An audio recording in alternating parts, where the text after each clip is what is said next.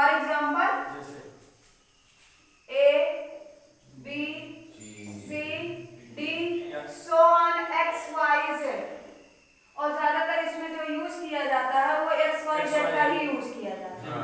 और x Y बहुत ज्यादा रहता है, जेड भी बहुत कम रहता है। इसके साथ साथ एल एम एन इन लोगों का भी प्रयोग किया जाता है। कांस्टेंट, कांस्टेंट मतलब ये चर हो गया। दूसरा होता है अचर।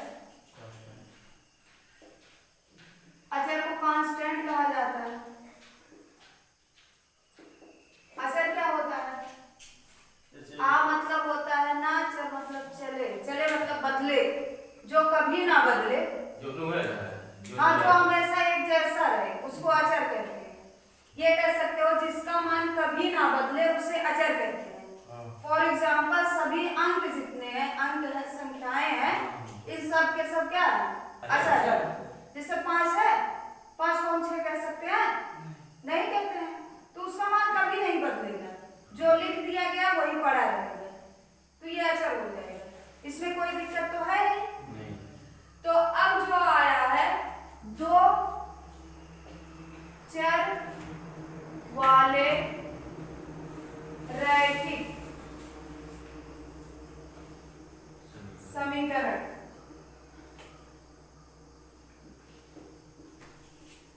इसका मतलब दो चर का मतलब इसमें दो लोग रहेंगे। जैसे ए बी हो सकता है, एक्स वाई हो सकता है, एल एम हो सकता है, जेड एक्स हो सकता है। तो ऐसा समीकरण जिसमें दो चर होते हैं और उसके साथ साथ रैखिक का मतलब है जो चर यूज किया जाएगा वो एक घात का होना चाहिए। एक घात। ऐसे दो चरों वाला समीकरण जो एक घात में हो उसे रैखिक समीकरण कहते हैं। जैसे 3x + 4y = 5। अब यहाँ पर दो चर हैं, x है और y है। दोनों पर घात, x पर कितनी घात है? 3। कोई घात नहीं, एक माना जाता है। तो ये y पर भी कितना है? एक घात। तो अगर इस तरह से ये समीकरण दिए जाते हैं कि जो वेरिएबल्स है उस पर एक घात हो तो वो रैखिक समीकरण होगा। और इसके साथ साथ अगर दो चर यूज किए गए हैं, दो चर वाला रैखिक समीकरण हो गया। इसी तरह से और भी हो सकता है 5l + 10m = -11। इसमें यल और यम ये दो चर हो गए। चूंकि इन पर एक घात है इसलिए ये क्या हो गया? दो चर वाले रैखिक समीकरण हो गए। अब ये बताओ क्या है?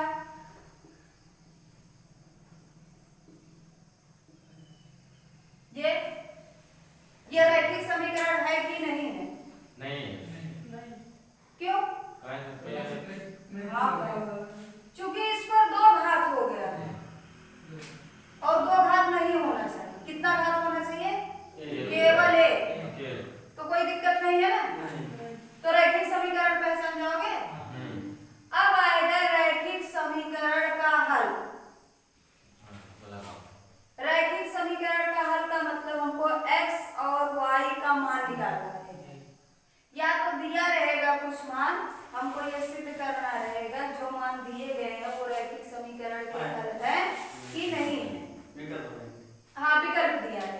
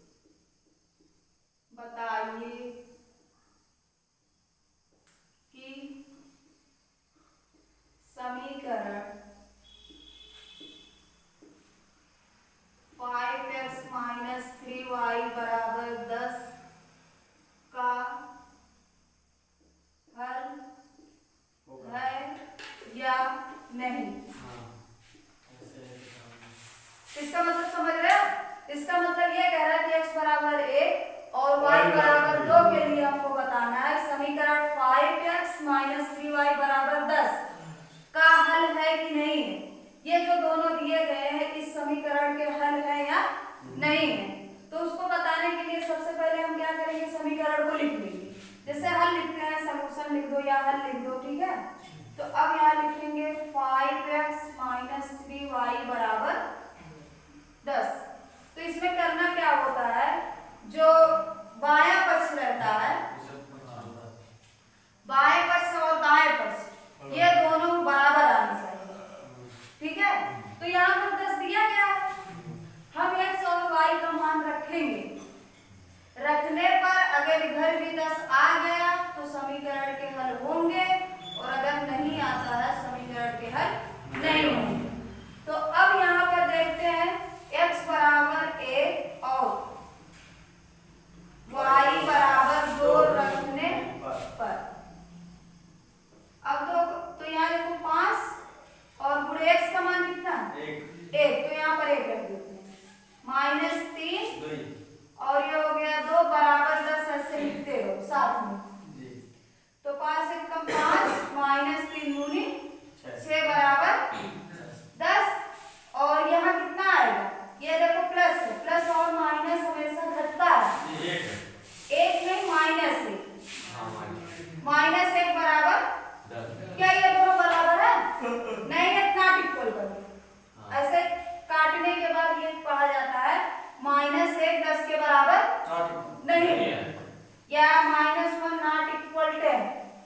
तो अगर ये बराबर नहीं है तो नीचे लिखोगे x इक्वल 1 और y इक्वल 2, समीकरण के हल नहीं,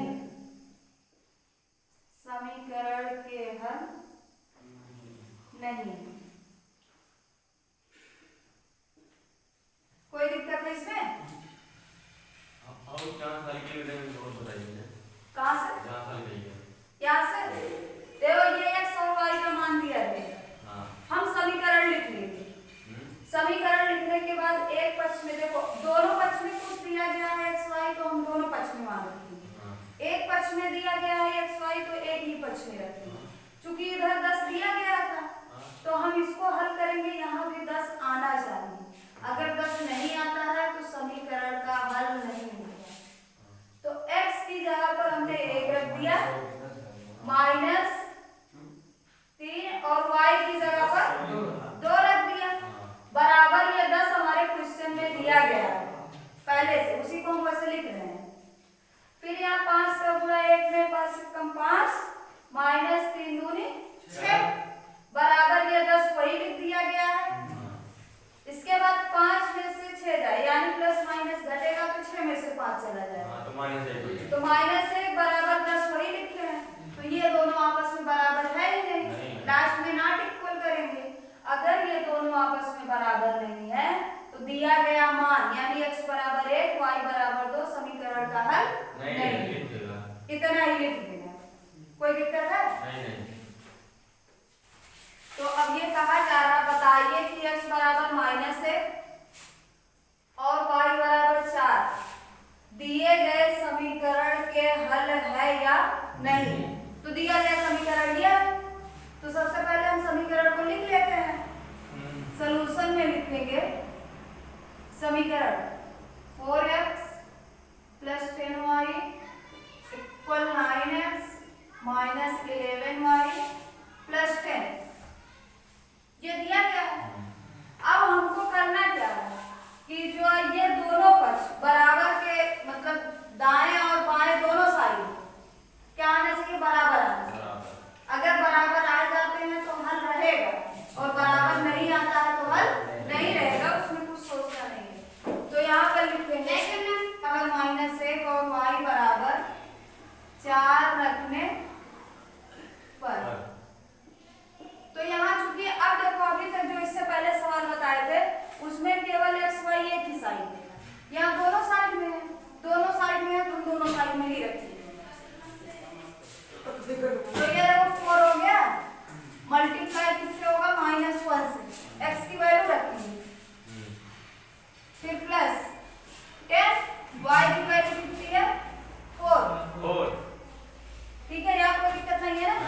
माइनस रहेगा ब्रैकेट में लिखो, माइनस नहीं है तो वैसे लिखो। इसके बाद इक्वल बराबर कैसे, 9 मल्टीप्लाई क्या लिखे, तो फिर -1 x की वैल्यू दोनों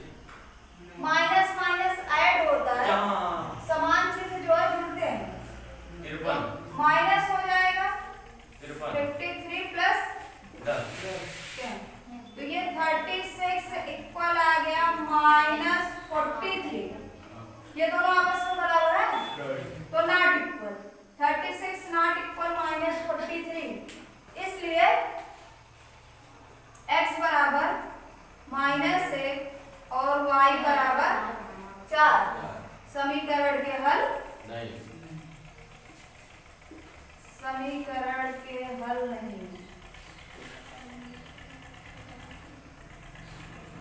बस एक ना, कोई दिक्कत तो नहीं किसको? हाँ देखो दूसरा ये आ गया है 10x + 5y = 10 का ज्यामितीय निरूपण कीजिए।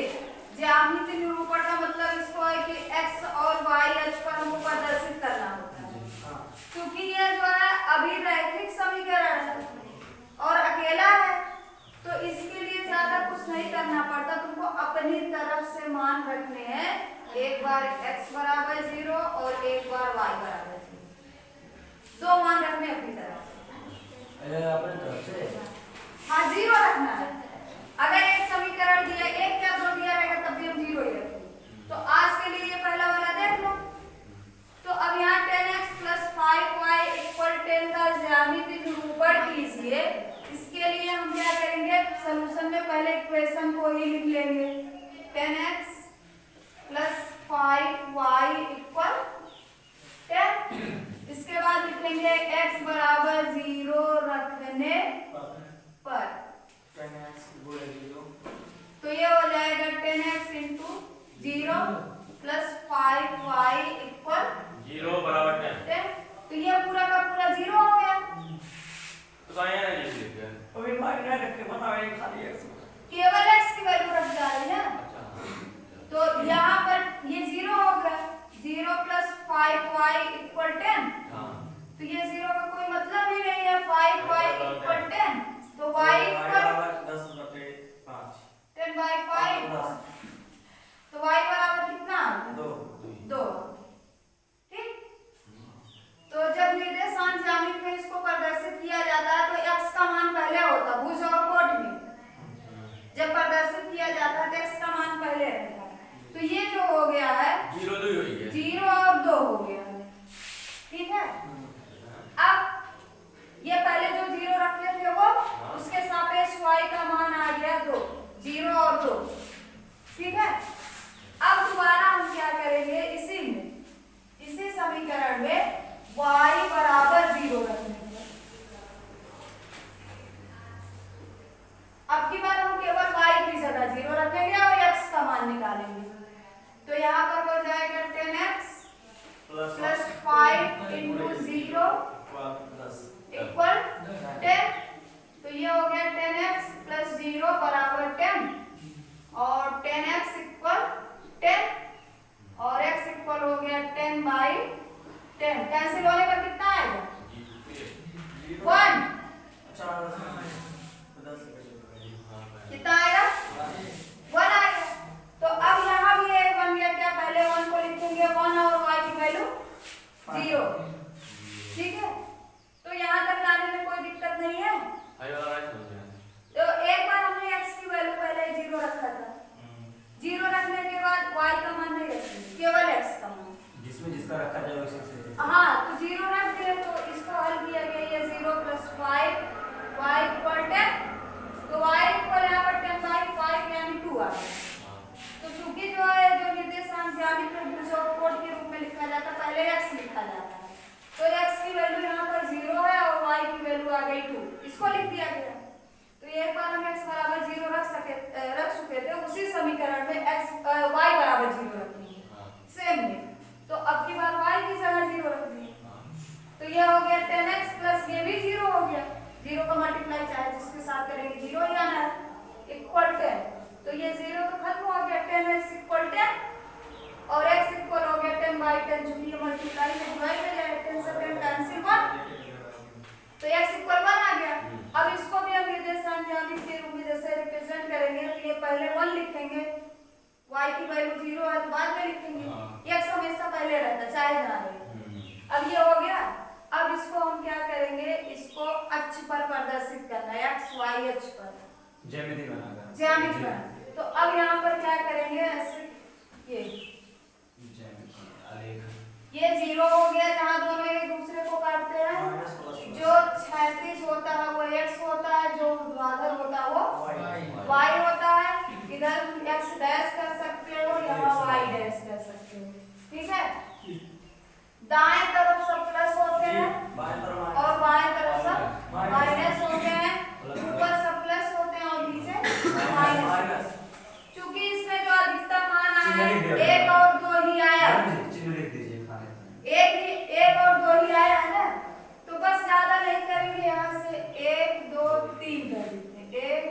3 बस इतना है। इसमें तो अब यहाँ क्या करेंगे, 1 लिख दो, 2 लिख दो, 3, 1 2 3 4 और भी लिख सकते हो, ज्यादा जरूरी नहीं है। क्योंकि अब देखो इसको लिखना है तो करेगा, ये 0 और 2 है, इसका मतलब ये है कि x अक्ष पर 0 है और y पर 2 है। तो y पर देखो, x पर ये 0, x अक्ष यही हो गया है, 0 है, ये 0 है और y पर कितना है, 2 है। यहाँ पर ऐसे टिक लगा दो, गाढ़ा कर दो, ठीक। और यहाँ पर लिख दो, यहीं पर लिख दो 2 0 0 2, ठीक है। इसका मतलब वो जो गाढ़ा किया गया वो 0 और 2 को दिखाता है। अब यहाँ पर है 1 और 0, इसका मतलब है कि x अक्ष पर 1 है और y पर 0 है। तो ये तो 0 हो गया क्योंकि ये दोनों के लिए 0 है, और अब x अक्ष पर 1 है तो यहाँ हो गया। और यहाँ हम लिख सकते हैं 1 और 0 लिख दिया। इसके बाद ये जो गाढ़ा किए इन दोनों को मिला देंगे, यही दोनों ने 2 और 1 को मिला देंगे, यही हो गया इसका ज्यामितीय निरूपण।